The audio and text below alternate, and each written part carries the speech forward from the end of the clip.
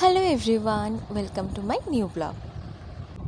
এত ব্যথা যন্ত্রণার মধ্যেও আমার মুখে হাসির কিন্তু একটাই কারণ ছিল, আমার ছোট্ট সোনামণির আমাদের কাছে আগমন।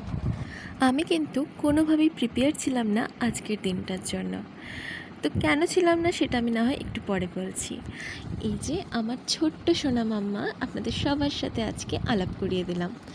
তো এখানে অ্যাটেন্ডার দিয়ে এসছেন আমার কাছে আমার পুচকুকে নিয়ে।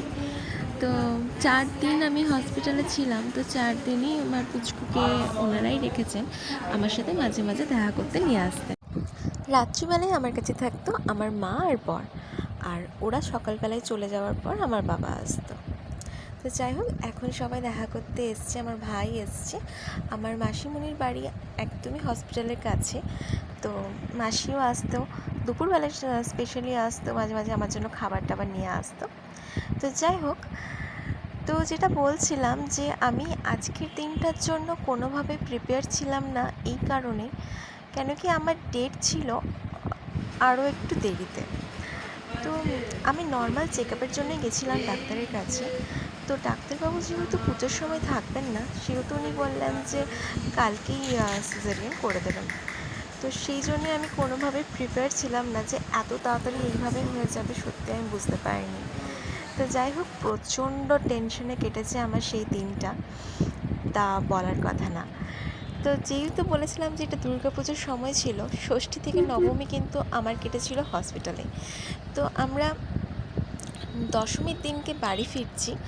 এই যে দেখতেই পাচ্ছেন, আমি ফুলঝোড়ের সামনে দিয়ে যাচ্ছি।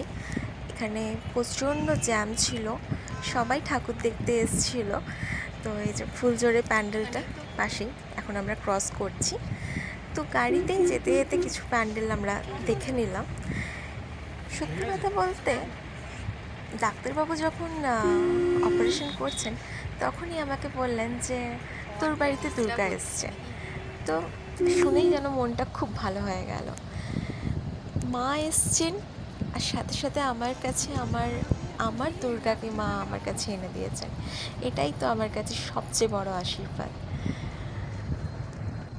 এই আজকের দিনটার জন্য আমরা অনেক দিন ধরে অপেক্ষা করেছিলাম। হসপিটাল থেকে বেরিয়ে প্রথমে আমরা যাব আমার শ্বশুর বাড়িতে। আগের ব্লগে আপনাদের সাথে শেয়ার করেছিলাম যে আমার শ্বশুরমশাইয়ের শরীর খারাপ, তাই জন্য তিনি হসপিটালে আসতে পারেননি, পুচুকে দেখতেও পারেননি। তাই জন্য প্রথমে যাব শ্বশুরবাড়িতে, সেখানে বাবার সাথে পুচকুর দেখা করাবো, তারপর সেখান থেকে আমরা চলে যাব আমার বাবার বাড়িতে। তো এই যে রাস্তায় দেখুন দুর্গাপুজোর সমস্ত গিফট হয়ে আছে। তো রাস্তায় যেতে যেতে কিছু কথা আপনাদের সাথে শেয়ার করি। যে যেমনটা বললাম যে আমি এই দিনটার জন্য প্রিপেয়ার ছিলাম না, আগের দিনকে আমার কী যে মারাত্মক টেনশন হচ্ছিল, সারা রাত এক ফোঁটা ঘুমোতে পারিনি। প্রথম থেকে অনেক কিছু ভেবে রেখেছিলাম যে পুরো ভিডিওটা আপনাদের সাথে শেয়ার করব, ভালো করে একটা ব্লগ বানাবো, কিন্তু সেসব কিছুই হয়নি। তো যাই হোক, আমরা বাড়ি চলে এসেছি। এখানে মা পুচকুকে বরণ করে নিচ্ছি ঘরে ঢোকাবার আগে। দেখা তোমার ঘর এই দুটো তুলবি। দেখো আসছে 500 হয়ে যাবে, এটা 50,000 হয়ে যাবে। এনে হচ্ছে হাসি হচ্ছে।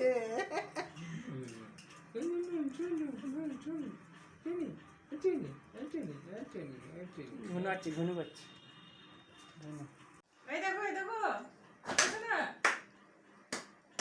এখানে উঠে যাবে।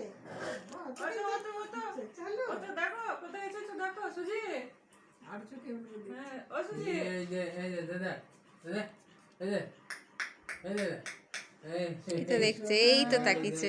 দাদা দেখে দাদা দেখে দাদা কেটে ঘুন করে কেটে সুজি হাত দিবি না, তুই স্টিয়ারিং এ হাত দিয়েছিস, ওগুলো হাত দিবি না। করে এতে ঘুন করে বাবা মায়ের সাথে বেশ কিছুক্ষণ সময় কাটিয়ে এবার আমরা চলে যাব আমার বাবার বাড়িতে। এই যে চলে এসেছি আমার বাড়িতে। তো আমার ভিডিওগুলো আপনাদের কেমন লাগছে আমাকে কিন্তু অবশ্যই জানাবেন। প্লিজ আমাকে একটু সাপোর্ট করবেন, আমার পাশে থাকবেন, ভিডিওগুলো কেমন হচ্ছে সেটাও কিন্তু আমাকে জানাবেন। তো আজকের ভিডিওটা এই পর্যন্তই, দেখা হবে আবার নতুন কোনো ভিডিওতে। ভিডিওটা যদি আপনি ফেসবুকে দেখেন তাহলে প্লিজ একটা ফলো করে দেবেন, আর যদি ইউটিউবে দেখেন প্লিজ একটু সাবস্ক্রাইব করে দেবেন। দেখা হবে নতুন কোনো ভিডিওতে। আজকের মতো টাটা, সবাই ভালো থাকবেন, সুস্থ থাকবেন।